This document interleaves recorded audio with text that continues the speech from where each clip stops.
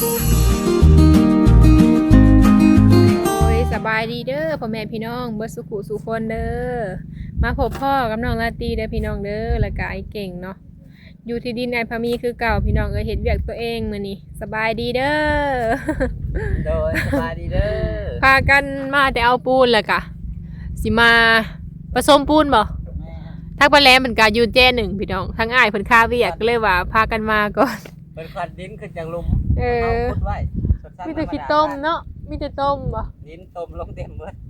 ต้มขี้ต้มหลายพี่น้องเพราะว่าช่วงเพิ่นเจาะน้ำนั่นแหละ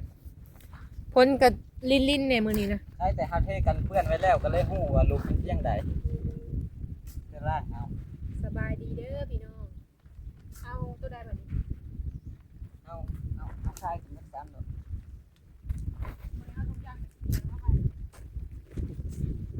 คายตัดมันขึ้น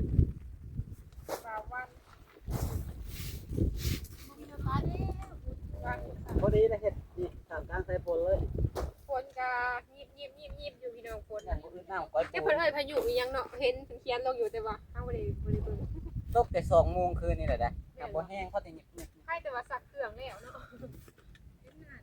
พอได้มีเครื่องนุ่งมากับบางทีก็นุ่งเครื่องเก่าพี่น้องเพราะว่าฝนตกแล้วก็ยากบนตากรวมเบิดปูนจากเก่าก่อน สิใส่ ว่าที่เฮาเอามา ก็แล้วเอามาหากับเบิด3เตา ทางเบิด3 เพราะว่าอันนั้นเอาเทตีนมันใหญ่แน่เทน้อยหลายบัดสาวน้อยสาวบ่มีตีน ข้างนี่นั่นแหละแต่กลางคืนเลยพี่น้องย่างอีกข้างข้างหน้า เฮ็ดกลางคืน เพ เลย ราะว่าว่านนี่ก็ถ้าเฮ็ดตอนเช้านั่นแหละเนาะพอดีเพิ่นมาจ่อน้ำก็เลยว่าบ่ได้เฮ็ดกับเพิ่นหั้นนะมันเกะกะเพิ่นแน่แล้วก็เฮ็ดแล้วบ่ได้ มันบ่มีหวังนี่เสือกบ่มีอ่ะกับขี้ดิน บ เพิ่ อน กเลยบ่ นี่เข้าข้างนะ ทางนี้เนาะ ยู่ใส่เลยตีนโอเคแล้วลึงแล้วโอเคนี่ ว้าวอยู่หั่นแหละแป้ว่าหยังเลยก็แป้ว่า เอ้าเห็นผู้เรามาทักน้ำวานนี่เด้ แล้วว่า เราว่าภาษาอังกฤษเบิด เฮาบ่ได้ฮู้ได้แต่เฮาเว้าไปซื่อ นักว่าหยังแหละโอเคว่ะนับเป็นภาษาอังกฤษนั่นกัน ลุงมาส่งน้ำแล้วบ่เราเรียนเก่งเนาะเราก็เว้าแล้วถ้าไปบ่ได้เรียนเด้ พอแล้วเอาปูนไป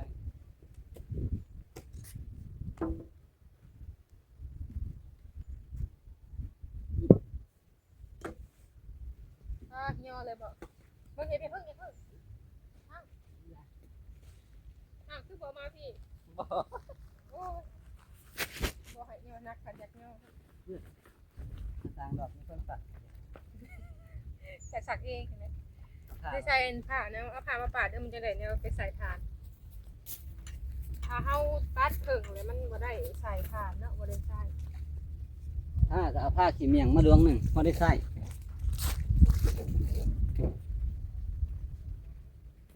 วันนี้บรรยากาศดีพี่น้องเหมาะสำหรับคนใส่หมวกแม่แห้งบ่มักใส่หมวกเนาะ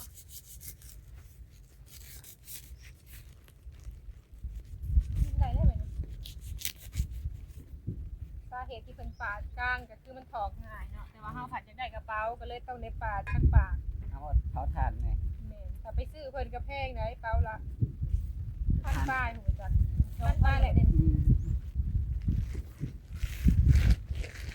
ใส่เพิ่นเลยเนาะเครื่องหนึงก่อนบ่ เอามาเลย ลกมาอีกแล้วฝน มันเทตีนใหญ่ไว้ขวาตั้งเท้าสูง ดินเข้าตา หน้าเท้าสูงด้านหน้าอ้อมน่ะเม็ด70ปลายหรือ80นี่แหละ มานั่นแล้ว ก็เลยเท้าก็เลยถ่วงหัวด้านหน้าสูงก็ที่ให้ด้านหน้าเลี้ยวขึ้นหลายก่อนย่ำฮัก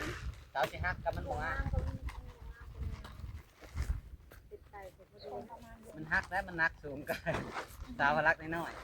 ๆ สบายดีเด้อพี่น้องเด้อนักสิต้มแล้วแล้วมาทางนี้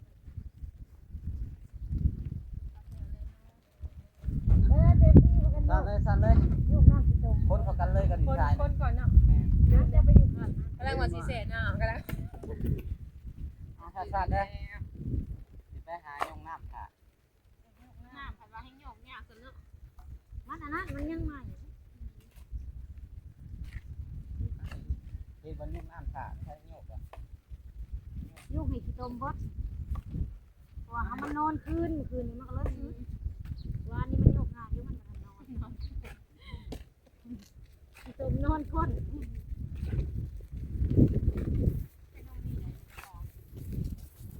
เอาปฏิก่อนมาเนาะทำมึงเลยครับ บ้าเนาะอีโมมามันก็ไม่มี มีแต่ซื้อน้ำก้อนมาใส่ตุ๊กเอาเลย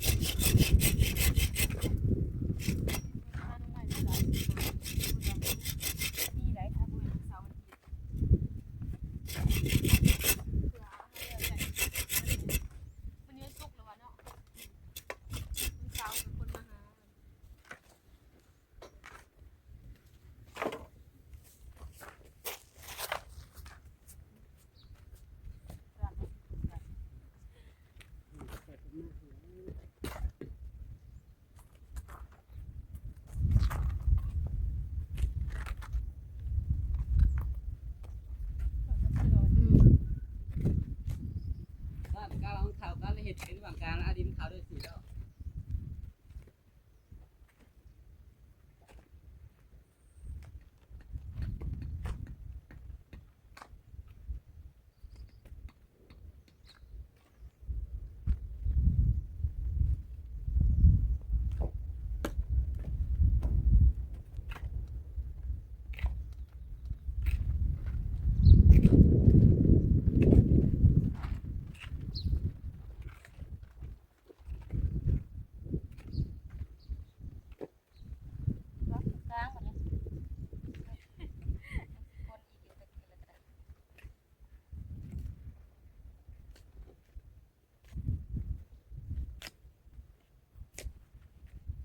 ทราย3หิน4ทราย3โลเขาเลยกว้าง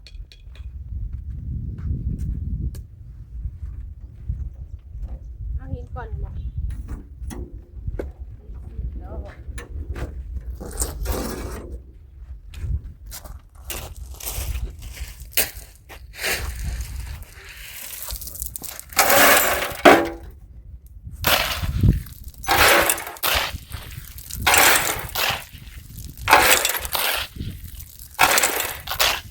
อาสินี่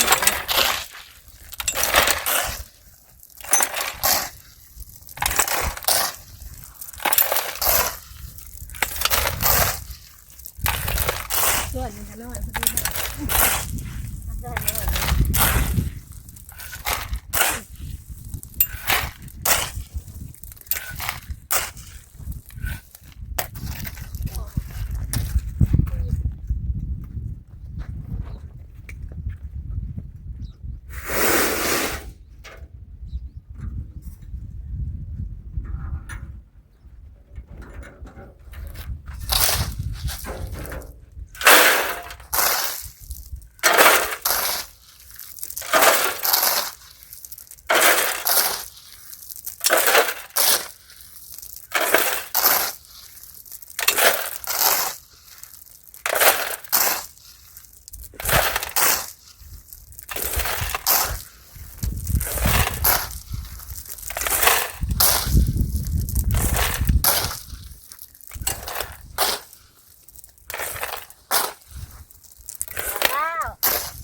เอาเวลา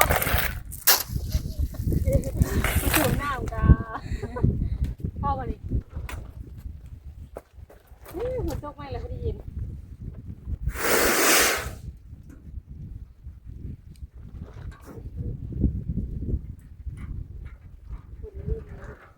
อายุเวททนแล้วกันยังมันจะเป็นแบบโต๊ะทางอื่นที่มีกับทางเราของเราเนี่ยนะจะถามขวดถ่านหรือว่ามันนี่นะเราขวดถ่านเลยบริมา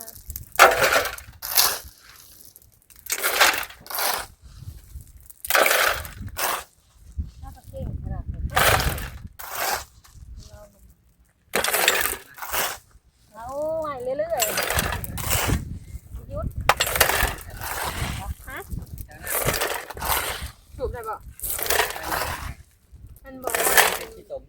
มหลาย ขี้ต้มมันนอนอย่างนมต้มนอนต้ม นึกว่าเฮา แล้วจะเอาล่อใส่กระถาง เอาไปอยู่เอาดีกว่าอยู่เอาง่ายกว่าเส้นทาง แล้วจะเห็ดโยกจังพักกันโยกให้มัน เพราะว่ามันถ้ากระเป๋าทางกระสุน มันนอนมันแน่นนั่งแถวมันนอนดีนอนบางกล้องบ่เด้อบ่เห็น ไปแต่ตัวน้อยตัวใหญ่ว่าเต็มก็ บางจุดกินตัวนี้ เต็มบ่เห็นหดนะ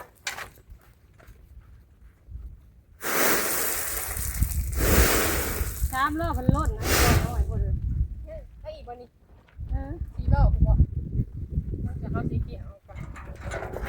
แบ่งเอา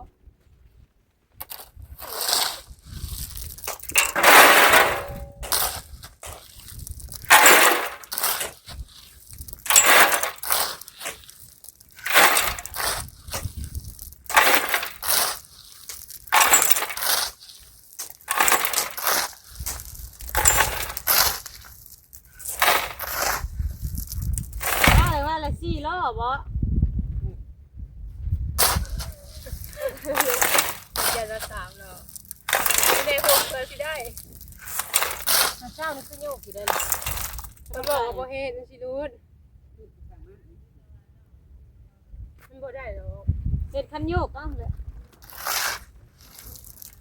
มันถาวไปนะตลาด มันคมดินมันนอนโคตรมันบ่คือใดนะ สิต้ม บ่ปั่นเอาก็เป่าให้เนาะ มันตรงเป่าแต่ว่าก็สิว่านั่นน่ะ แต่บ้านเฮาน่ะเขาเป่าว่าบ่อนใกล้กับเป่าหายได้แต่ว่าอันนี้ใกล้จะได้รักษา ไปพอแล้ว น้ำนี่ได้แต่น้ำสีแดงนะ น้ำแดงมาเพื่อสิพ่อเป็นขี้ต้มน้ำใส่ข้าวเดียวคันดูโยกก็ได้หั่นแหละคันใส่ดูโยก ได้อยู่ ได้เลยเด้อ หากว่ามันตีน โอ้ยโยกไปโยกมาให้มันบดไปไว้ค่ะ นี่ ผูทางหัวผูกอันหนึ่ง พี่น้องแดดนะจุดแนมบ่เห็นคึมๆซะดอกมื้อนี้ มันมีน้ำที่จะสะอาดตัวนี้แหละ เอานั่นนี่แหละใส่ว่าให้ของเฮาเป็นกะนั่นไปนำดิบ่โยกลายพันเฮงสิเน่นโยก ผูหนึ่งอยู่ผูสีเสามาสิยุ โอ้นี่ตัว เอากำลังเลย ได้อยู่บ่นี่คือมีแต่ขี้ต้มแต่ โยกมันบด เดี๋ยวมันกระใส ไม่ค่อยเจอใหม่ๆน้ำเคยนะ แบบนี้บ่ มีแนวอัดถึงเงินออก บางทีมันจะไปโยกตอนเช้าตอนคนลงมาพอไอเที่ยวสิไปเวียกกับแว่ก็ไปโยกน้ำซะก่อนมาตลาดโลกเที่ยวเขามาพี่ ให้เห็นหมอนเนาะ ถ้ามันลงให้มันใส่ได้มันก็สิมอน เป็นเอาเนี่ยเหยียบขึ้นอีกเนาะสบาย กัน ๆโอ้ เอาไว้ พี่น้องขุดนี่เลย อันตัวนั้นมานำเลย เฮาสิมาเสปูนไว้เนาะมาปูนไว้ผสม มาเฮ็ดข้างนี่เนาะมื้อนี้แล้วพี่น้องเอ้ยคอยเฮ็ดกันแล้วแหละเพราะว่ามันหลายเสาดอกข้างหนึงก็เพราะว่าเฮาเฮ็ดยังไงมันแหน่นหั่นนะเฮาก็เลยใส่หลายๆเสาเอาถ้าใส่หน่อยมันห่างหั่นนะพี่น้องมันก็ฮักสาเหตุแบบเสี่ยงฮักไว้เนาะเฮาเฮ็ดดินเฮาเองเฮือนเฮาเองก็ยังให้มันดีหั่นแหละพี่น้อง แต่สำหรับผู้อื่นว่าโอ้คือสะแท้กับบ่แม่นเนาะถ้าเพิ่นบ่ได้ใส่ปูนหรือว่าตั้งโลดมื้อเดียวก็ได้หลายแล้วเนาะ มื้อเดียวก็แล้วพี่น้องแต่เฮาบ่ใส่ปูนก็อยากให้มันดีหั่นนะมันอยากให้มันกลุ่มโดน มันก็บ่ได้แม่นว่าซ่า เอาตีนกับสาวมันน้อยเนี่ยเอาใส่ปูนหลาย เพิ่นกายไปกายมายังว่าคือเฮ็ดซ่าแท้ยังบ่แล้วอยู่ว่าเนาะมันก็ใส่ปูนเนาะพี่น้องหลายเบื้องนี้แห้งควายบ่ตีนฮักเบิดนี่ข้างนี่ก็ 3 ลัก 3 อันบ่ได้เกินตก นี่เนาะแนมเห็นนี่ก็ฮักไปเลยฮักทบครึ่งเลย แบบแบ่ยังไปซูนหั่นนะ อยากเข้าอ่างโคตร นี่แถวเพื่อนนี่ก็คือกัน มันน้ำง่ายๆมันใส่ซะกันตอนว่า มานั่งเข้าท่อกับใช้นั่งตัวนั้นกับใช้ อ้าวเดี๋ยวก็ใส่เอา คนที่สู้ เข้ามาสู่นะได้กำลังได้ก้าวแขนนี่ดอก โอ้ดินเนอร์ เพื่อพ่อคนนั้นได้ก้าวแขนนี่ดอก เนอร์นี่ เบิ่งเขาสิหิวไปหิวบ่ออกกำลังกายในโตเพิ่นว่า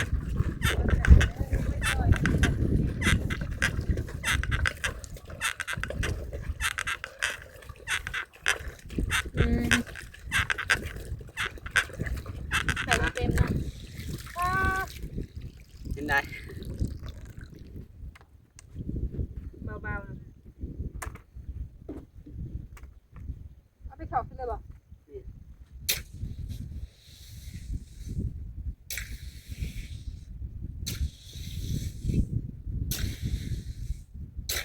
เอาไปแล้วจะมาซึมออกปุ๊บ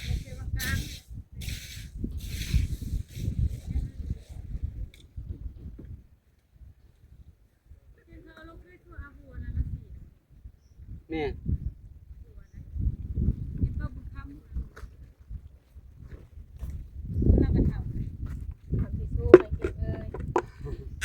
อ่ะกำลังเริ่มมอนละออกกำลังกาย เอากล้ามแขนให้ตึง เอาเตี้ยครับเดินในห้องกันหลายก้อน ๆตรงแห้งก้อนนะใส่นี้ทำแห้ง สูบน้ำไปมาปูนไว้ก่อนพี่น้องเลยเนาะ เรื่องมันเลย น้ำมันคือใส่เนาะมันกันตรงคอนโทรมันหูน้อย คือซีเมนต์มันนอน อืม ตั้งแต่มื้อคืนนี่แหละเอาเข้ามาไหม ขีดขาหันเลยนอนโกน เพิ่นสูบน้ำแล้วพี่น้องเอ้ยเศร้าเหมื่อยหน่อยหนึงน้ำก็ขุ่นๆแน่เพราะว่าฮักกะเจาะแล้วว่านนี่เนาะคอยเป็นคอยไปพี่น้องเอ้ย เจาะไว้หลายๆมือถ้าเฮามาสูบทุกมือก็คือสิใสอยู่ดอกกับว่าส่วนร้ายก็ได้เอาแล้วเนาะมันจังไว มันมีภัย แมนโยกน้ำไปหมาปูนไว้ก่อนพี่น้องไอ้บ้านนี้กันเนาะทั้งไอ้เก่งเพิ่นกะตักขี้ต้มออกแต่คุมเนาะเพราะว่านี่เพิ่นเจาะน้ำเลยกะไหลมาเต็มไปเลยเขาต้อง สะอาดขึ้นละ แม่นทำความสะอาดคุมบ่ เพิ่นย่านมันบ่แน่นพี่น้องก็เลยว่าอันกวดขี้ต้มขึ้นเนาะก็มาเฮ็ดเวียกคือเก่าพี่น้องไอ้มื้อนี้ก็ยังบ่ทันแล้วอยู่ ยังบ่ทันไปไสเนาะยังเห็นที่เก่าๆอยู่เด้อพี่น้องเนาะมื้อหน้าผู้นแหละจังสิไปหาเฮ็ดคลิปใหม่ๆ FC เพิ่นแฮงคอมเมนต์ว่าให้อันไปหาของอยู่ของกินอยู่ บ่ได้ไปใส่พี่น้องซุมื้อนี้ก็เพราะว่ามาพี่เลยบ่มีเวลาไปยามหั่นนะก็เลยว่ากู้เมื่อก่อนเนาะโดยมีแต่ว่าสิขอจบคลิปก่อนเด้อพี่น้องเด้อถ้าพบพ่อคลิปหน้าเนาะโดยขอลาไปก่อนเด้อขอกล่าวคำว่าสบายดี